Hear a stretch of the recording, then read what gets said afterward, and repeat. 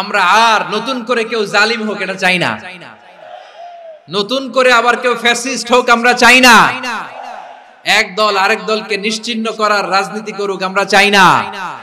আমরা সুশাসনের বাংলাদেশ চাই, মানবিক বাংলাদেশ চাই, আমরা একটা সমৃদ্ধ বাংলাদেশ চাই, আমরা বিশ্বের বুকে সম্মান নিয়ে মাথা উঁচু করে দাঁড়াতে চাই, ঠিক কিনা বলেন?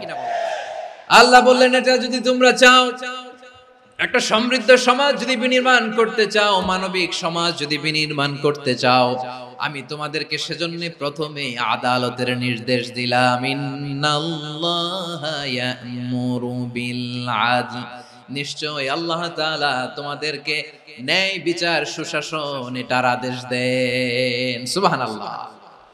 আদাল, ন্যায় বিচারের আদেশ আল্লাহ তাআলা কোরআনের বিভিন্ন আয়াতে দিয়েছেন। আল্লাহ তাআলা বলছেন ইন্নাল্লাহা يأمركم أن تؤدوا الأمانات إلى أهلها وإذا حكمتم بين الناس أن تحكموا بالعدل إن الله نعم ما يعظكم به إن الله كان سميعا بصيرا। আল্লাহ তাআলা বললেন, আল্লাহ আদেশ দিচ্ছেন যে ব্যক্তি আমানতের হকদার তার হাতে তোমরা আমানত পৌঁছে দাও, আর যখন তোমরা বিচার কার্য করবে, বিচার ফয়সালা করবে, আদালতের সাথে করো। সুবহানাল্লাহ বলেন। ওয়া ইযা হাকামতুম বাইনান নাসি আন তাহকুমু বিল আদল, আদালতের সাথে করবা।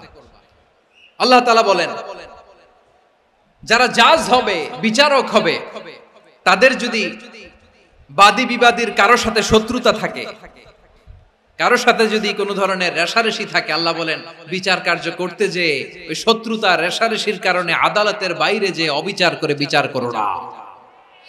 ওয়ালা ইয়াজরিমান্নাকুম শানাআনু কওমিন আলা আল্লা তা'দিলু ই'দিলু হুয়া আকরাবু লিত্তাকওয়া ওয়াত্তাকুল্লাহা ইন্নাল্লাহা খাবীরুম বিমা তা'মালুন।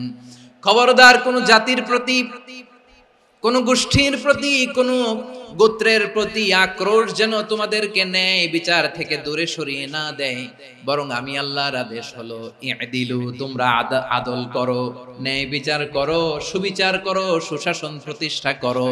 হুয়া আকরাবু লিত্তাকওয়া, এটাই তাকওয়ার সবচেয়ে কাছাকাছি। সুবহানাল্লাহ বলেন।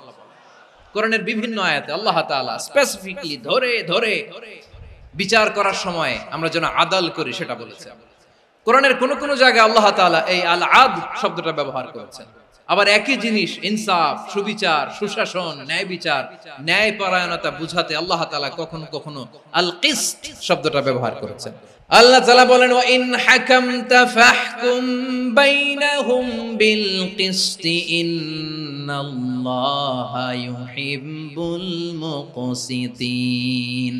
যখন তুমি বিচার করবে, বিশ্বনবীকে উদ্দেশ্য করে অ্যাড্রেস করে বললেন, নবী হে, ইহুদিরা কোনো বিষয়ে মীমাংসার জন্য যদি আপনার দরবারে আসে, যদি বিচার করতে হয়, খবরদার অবিচার করবেন না, ফয়সালা যেটা করবেন কিসতের সাথে করবেন, ন্যায় পরায়ণতার সাথে করবেন, কারণ ইন্নাল্লাহা ইউহিব্বুল মুকসিতিন, নিশ্চয় আল্লাহ রাব্বুল ইজ্জাত ন্যায় পরায়ণশীলদেরকে বড্ড ভালোবাসেন। সুবহানাল্লাহ বলেন।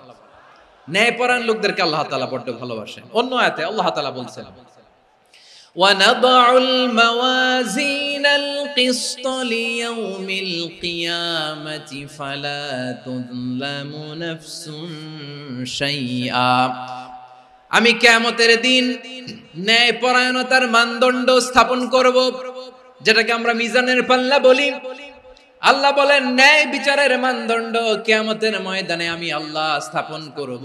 সেদিন কারো প্রতি বিন্দু পরিমাণ, এক চুল পরিমাণ অবিচার করা হবে না, কোনো অবিচার করা হবে না। সেদিন সুশাসন হবে, সুবিচার হবে, ন্যায় পরায়ণতার সাথে বিচার হবে। আওয়াজ করে পড়েন আল্লাহু আকবার। তাহলে প্রিয় ভাইরা, যে তিনটি বিষয়ে আল্লাহ তাআলা আমাদেরকে আদেশ দিয়েছেন, তার প্রথমটা হচ্ছে আদালত। ইনসাফ, সুবিচার, ন্যায় বিচার, এটা আমরা চাই কি চাই না?